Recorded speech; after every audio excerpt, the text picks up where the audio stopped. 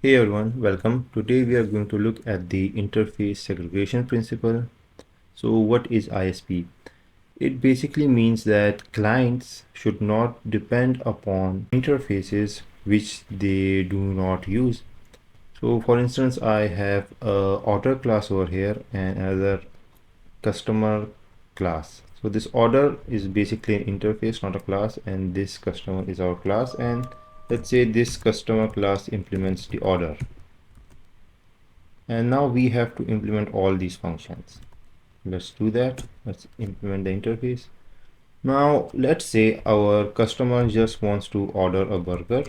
So let's debug.log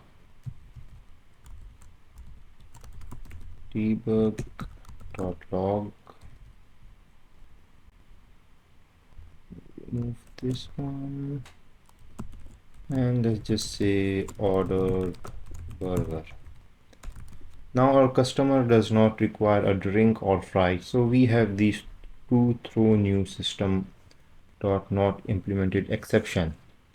So how can we spot that ISP is being violated when you see a lot of these in your code? Meaning either empty functions or these throw new system implemented. So how can we implement ISP and solve this issue? It's really easy. All you need to do is break down this interface into smaller ones. Let's do that. So let's create a public interface order burger, and inside this interface we'll just have this order burger function.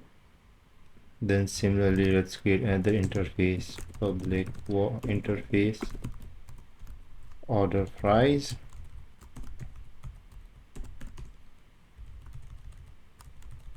and here we'll have the order fries function, and similarly just convert this to order drink. Now if our customer wants to order something, we just implement that one interface, not all of them. Now if our customer wants to order something else like a burger, we implement that interface.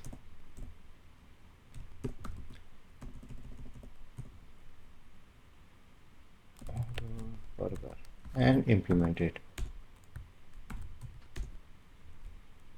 So this is the whole idea behind the interface segregation principle, meaning break down your interfaces into smaller interfaces so that we do not have to implement all of the functions which are not needed. I hope you guys enjoyed this video. I'll see you in the next one.